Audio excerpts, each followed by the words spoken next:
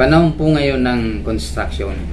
Ito po yung season na kung saan maraming nagpapagawa ng building. Pa-residential man yan, commercial, o ibang government project. So kayo bilang nagmamay-ari ng isang halimbawa residential building, kung kayo siyempre magpapagawa, hahanapin nyo yung pangmatagalan na materialis, di ba? So halimbawa dito muna tayo mag-concentrate sa pagdating sa trusses. Ito muna yung pag-uusapan natin. Ano yung ginagamit yung C-purlins? Siyempre kung minsan dahil kulang tayo sa kaalaman at nagre-rely lang tayo sa halimbawa yung gumagawa lang ang tinatanong natin. So bibigyan ko kayo ng ideya pagdating sa C-purlins. Dahil nga po sa kagustuhan nating makatipid, pinupuntahan natin yung mas mura, na yun naman talaga ang dapat. Pero dito sa video ito, pag-uusapan muna natin kung bakit mura o bakit mahal. Okay, sa C-purlins po, pag pumunta ka sa hardware, dalawang klase lang yung pagpipilian mo.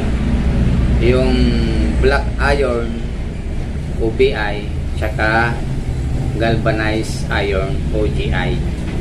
So sa madaling pagkukumpara, mapapansin nyo mas mura yung black iron.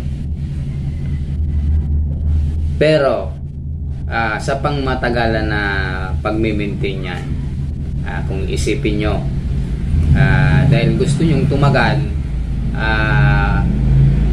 magpapayag kayo ng protection. So dahil bibili ka pa ng mga pamprotection na yon, additional costing din yon. So dadagdag yon doon sa bibilhin mong materialis. Yung C-purlins kasi yung properties niyan, prone yan sa kalawang. Yung black iron, kung papansinin nyo, halimbawa bumili kayo ngayon ng BI na C-purlins sa hardware. So pagka dinala mo yan sa site o doon sa compound nyo at na-expose yan, buong magdamag lang, pansinin nyo, kinabukasan makikita nyo na meron na yung patak-patak na kalawang. Doon yan magsisimula. At ang isa pang nakakabala dito, yung BI kasi, merong mga supplier na pag minsan makakakuha ka ng yung may halong asero. Ito yung tinatawag na aserado. Pagka ito yung nabili mo, nako, matatagalan ka sa pag-install ng roofing. Buti kung hindi ka pa nakapagkabit, nalaman mo agad na peke yung BI na nabili mo. Yung BI naman kasi kahit BI yan, madali lang ibarena. Pero pagka may halong asero, baka maubos yung pasensya nyo pagdating sa roofing. Buti kung hindi mo pa na-welding yan, na pinaganda mo na yung pagkaka-welding. Tapos nung magkakabit ka na ng hero, saka mo lang nalaman.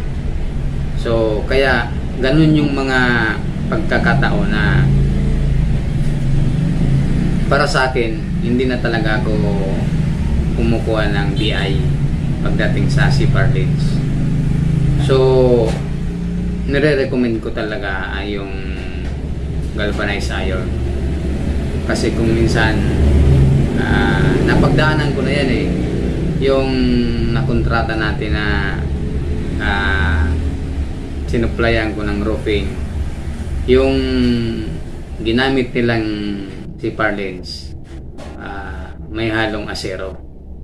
Kasi nung time na magkakabit na kami ng yero, saka ko nalaman na bakit ganito ang tigas. So maraming naubos kaming drill bit kung ano-ano ng paraan ang ginawa namin. So mahirap talaga. Kapag ganito yung naengkwentro nyo, sigurado imbis na makamura kayo, mapapamura kayo. Kaya bago pa mauli ang lahat, dito na kayo sa galvanized iron. Yung properties naman kasi ng GI, mataas yung zinc coating niya. So ibig sabihin yan, matagal bago siya kalawangin. Meron ding pagkakataon na kinakalawang yan, pero matagal. Hindi katulad ng BI, yung pinaliwanag natin kanina, na kapag bumili ka, kinabukasan meron na yan.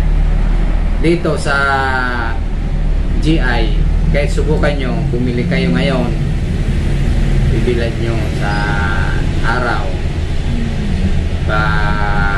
ulanan nyo ng matagal, init, ulan, mga kahit 3 buwan, wala pa yung kalawang.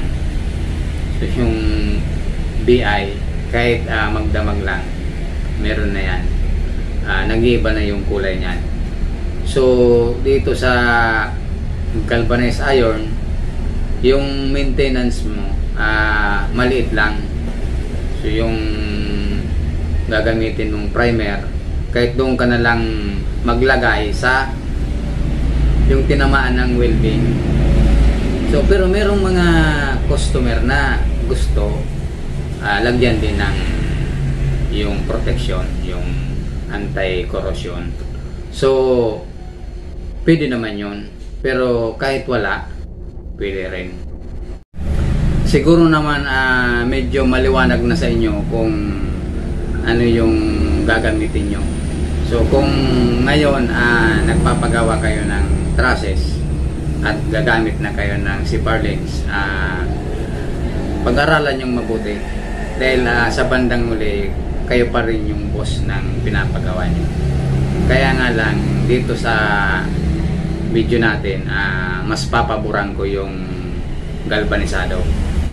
Maaring sa madali ang pagkukumpara, syempre yung mura, yung BI, pero sa pangmatagalan, lumalabas na halos parehas lang, kasi yung maintenance ng galvanizado kunti lang kumpara sa BI. So kung ikaw po yung may-ari, saan ka pa? Kung magpapagawa ka ng bahay, siguro meron ka ng konklusyon kung alin yung pipiliin mo. So sana itong video na to nakatulong sa paghahanap nyo ng materyales, kung ano yung gagamitin nyo. So dahil dyan, hihingi sana ako ng konting pabor lang.